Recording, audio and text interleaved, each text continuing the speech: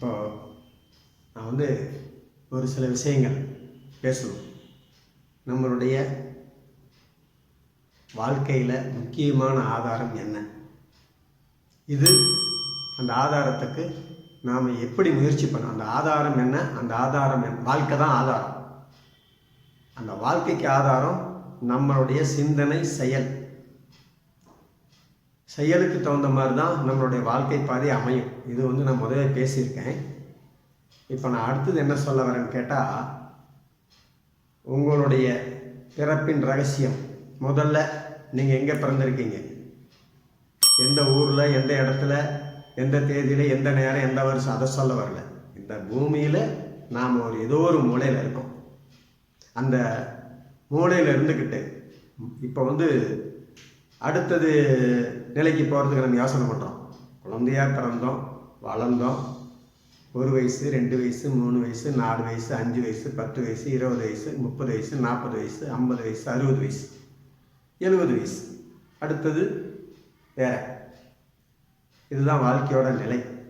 இந்த வாழ்க்கைக்குள்ள நாம் நம்மளுடைய சிந்தனைகளை ஒழுங்குபடுத்தாமல் என்னென்ன செய்கிறோம்? விவரம் தெரியாத வரைக்கும் வாழ்க்கையில் விளையாட்டுத்தனமாக இருக்கும்.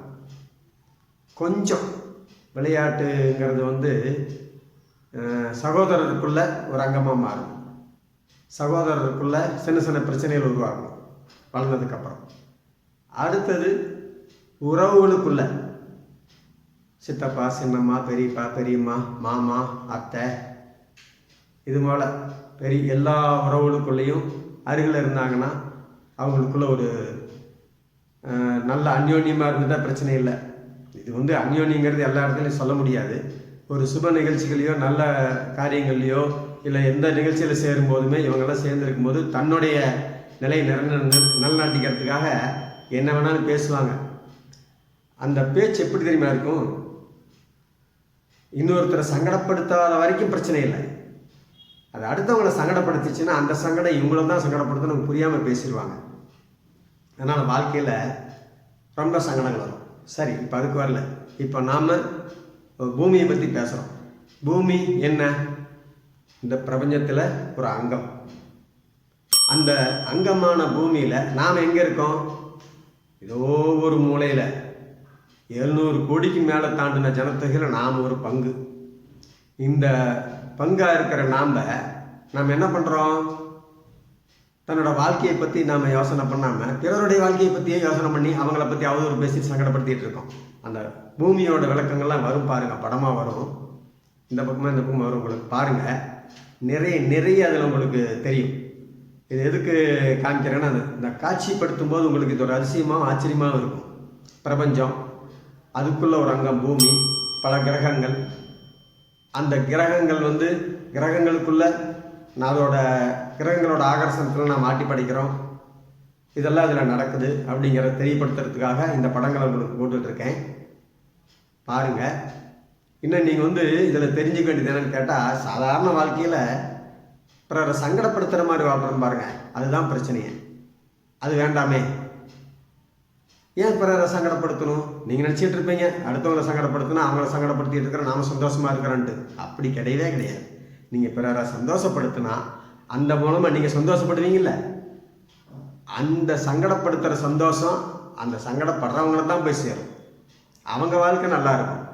நீங்கள் வேணால் பாருங்களேன், நீங்கள் பிறரை குறை சொல்லிட்டு இருக்கும்போது உங்களோட வாழ்க்கை எப்படி இருக்குது, இதே நீங்கள் குறை சொன்ன பிறரோட வாழ்க்கை எப்படி இருக்குன்னு பாருங்கள். உங்களுக்கு அந்த வித்தியாசம் தெரியும்.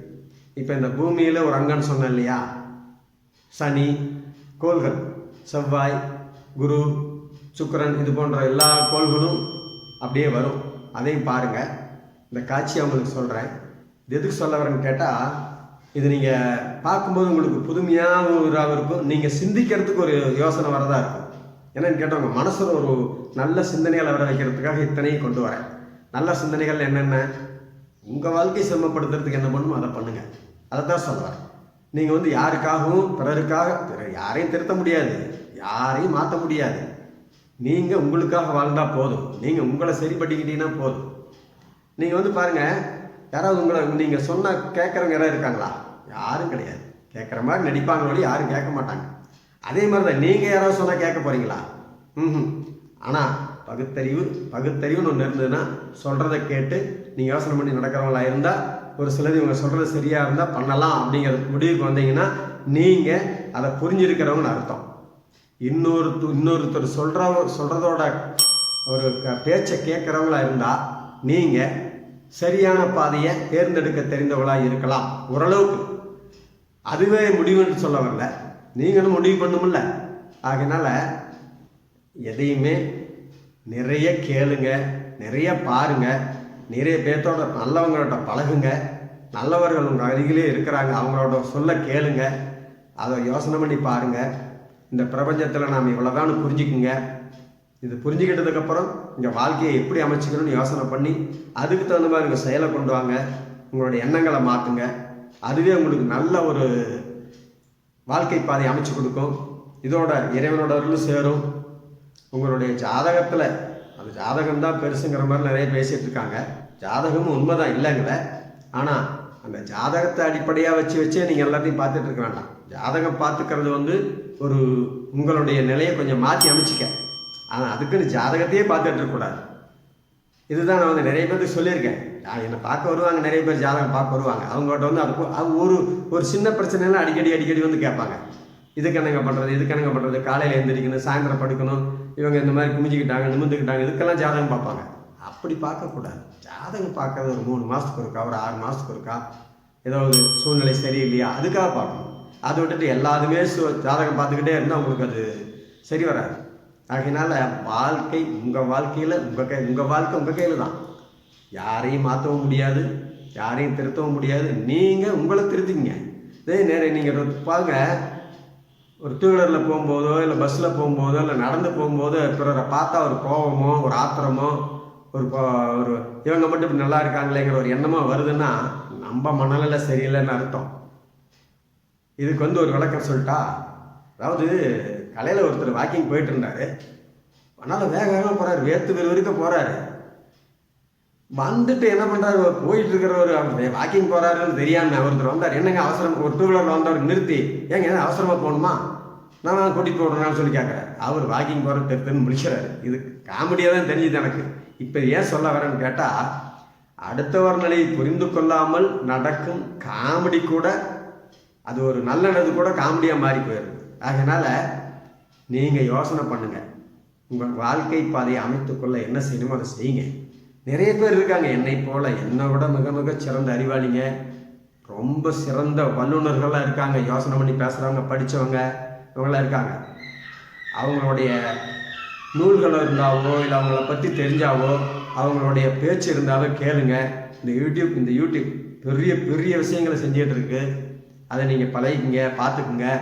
என்னுடைய ரொம்ப வேண்டுதல் என்னன்னு கேட்டால், மனசில் சோர்ந்து போகாதீங்க.